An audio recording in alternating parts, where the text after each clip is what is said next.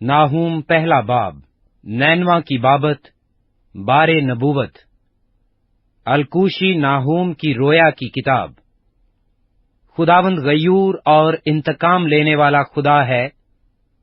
हाँ, खुदावंद इंतकाम लेने वाला और कुहार है। खुदावंद अपने मुखालिफों से इंतकाम लेता है और अपने दुश्मनों के लिए कहर को कायम रखता है।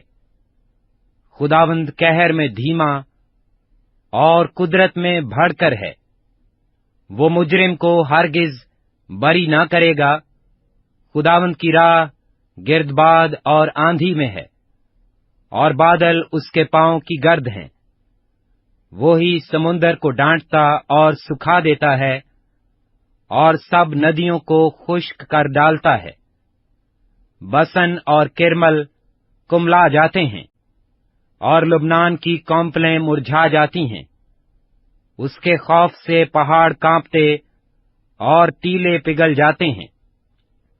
उसके हजूर जमीन, हाँ दुनिया और उसकी सब मामूरी थरथराती है। किसको उसके कहर की ताब है? उसके कहरे शदीद को कौन बर्दाश्त कर सकता है? उसका कहर आग की मानिंद नाजिल होता है। वो चट्टानों को तोड़ डालता है।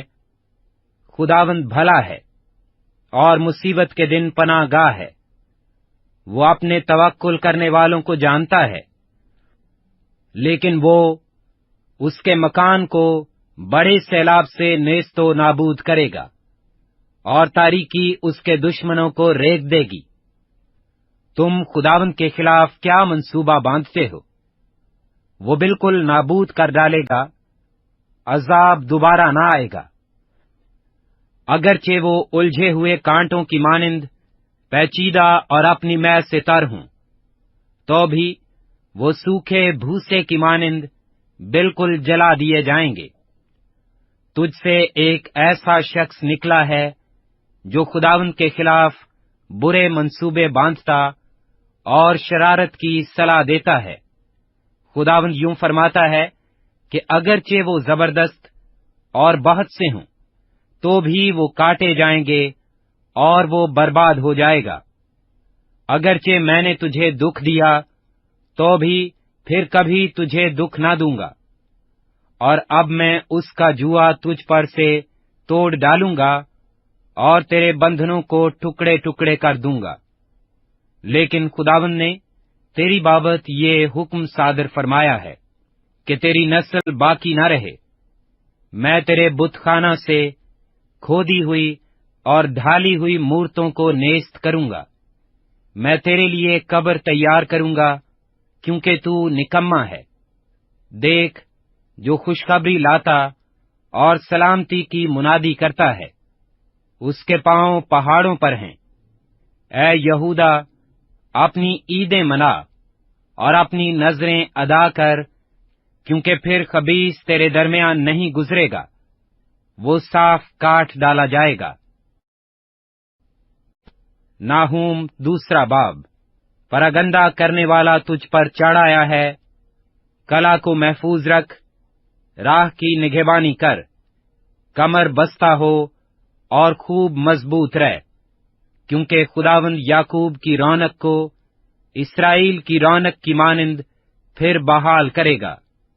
अगरचे गारतगरों ने उनको गारत किया और उनकी ताक की शाखें तोड़ डाली हैं। उसके बहादुरों की सिपरें सुर्ख हैं। जंगी मर्द किरमजी वर्दी पहने हैं। उसकी तैयारी के वक्त रथ फौलाद से झलकते हैं और देवदार के नेज़े बशिद्दत हिलते हैं। रथ सड़कों पर तुंदी से दौड़ते और मैदान में बेतहाशा जाते हैं। वो मशलों की मानिंद चमकते और बिजली की तरह कूदते हैं। वो अपने सरदारों को बुलाता है। वो टक्करें खाते आते हैं। वो जल्दी जल्दी फसील पर चढ़ते हैं और अड़तला तैयार किया जाता है। नहरों के फाटक खुल जाते हैं और कसर गुदाज हो जाता है। हुसब बेपर्दा हुई और असीरी में चली गई। उसकी लौंडियां कुमरियों की मानिंद कराहती हुई मातम करती और छाती पीटती हैं। नैनवा तो कदीम से हौस की मानिंद है, तो भी वो भागे चले जाते हैं। वो पुकारते हैं कि ठहरो ठहरो, पर कोई मुड़कर नहीं देखता। चांदी लूटो, सोना लूटो, क्योंकि माल की कुछ इंतहा नहीं। सब नफीस चीजें कसरत से हैं। वो खाली सुनसान और वीरान है। उनके दिल पिघल गए और घुटने टकराने लगे। हर एक की कमर में शिद्दत से दर्द है, और इन सब के चेहरे जर्द हो गए। शेरों की मांद और जवान बब्बरों के खाने की जगह कहाँ है, जिसमें शेर बब्बर और शेरनी और उनके बच्चे बेखौफ फिरते थे। शेर बब्बर अपने बच्चों की खुराक के लिए फाड़ता था और अपनी शेरनियों के लिए गला घोंटता था, और अपनी मांदों को शिकार से और गारों को फाड़े हुओं से भरता था।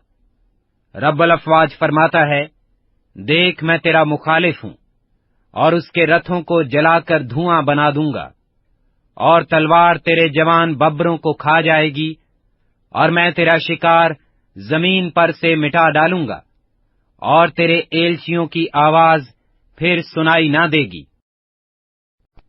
नाहूम तीसरा बाब। खूनरेज शहर पर अफसोस, वो झूठ और लूट से बिल्कुल भरा है। वो लूट मार से बाज नहीं आता।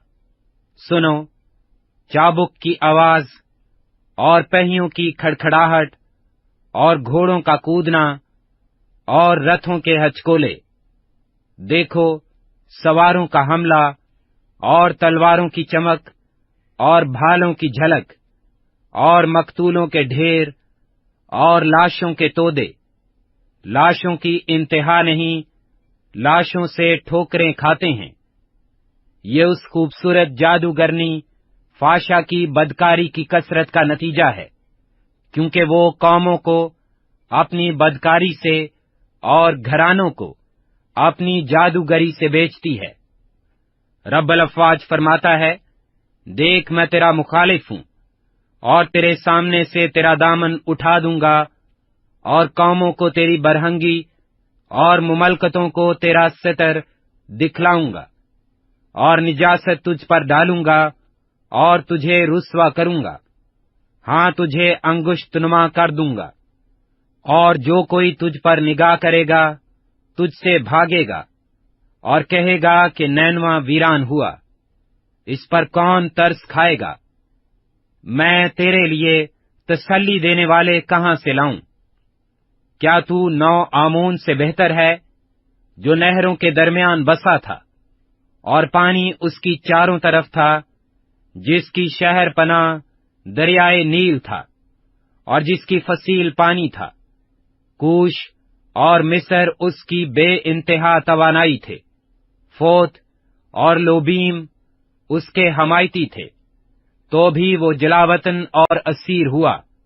उसके बच्चे सब कूचों में पटक दिए गए, और उनके शुरफा पर कुर्रा डाला गया, और उसके सब बुजुर्ग जंजीरों से जकड़े गए। तू भी मस्त होकर अपने आप को छुपाएगा और दुश्मन के सामने से पनाह ढूंढेगा। तेरे सब किले अंजीर के दरख्तों की मानिंद हैं, जिस पर पहले पक्के फल लगे हों, जिसको अगर कोई हिलाए तो वो खाने वाले के मुंह में गिर पड़ें। देख, तेरे अंदर तेरे मर्द औरतें बन गए। तेरी मुमलकत के फाटक तेरे दुश्मनों के सामने खुले हैं। आग तेरे अड़बंगों को खा गई। तू अपने मुहासरा के वक्त के लिए पानी भर ले और अपने कलों को मजबूत कर। गड्ढे में उतर कर मिट्टी तैयार कर और ईंट का सांचा हाथ में ले। वहां आग तुझे खा जाएगी, तलवार तुझे काट डालेगी। वो टिड्डी की तरह तुझे चट कर जाएगी, अगरचे तू अपने आप को चट कर जाने वाली टिड्डियों की मानिंद फरावान करे और फौज मलक की मानिंद बेशुमार हो जाए। तूने अपने सौदागरों को आसमान के सितारों से ज्यादा फरावान किया। چٹ کر جانے والی ٹڈی خراب کر کے اڑ جاتی ہے۔ تیرے عمرہ، ملک اور تیرے سردار ٹڈیوں کا ہجوم ہیں، جو سردی کے وقت جھاڑیوں میں رہتی ہیں اور جب آفتاب نکلتا ہے تو اڑ جاتی ہیں، اور ان کا مکان کوئی نہیں جانتا۔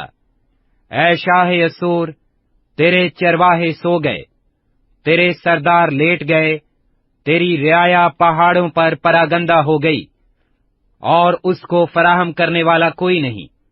تیری شائستگی لا علاج ہے، تیرا زخم کاری ہے۔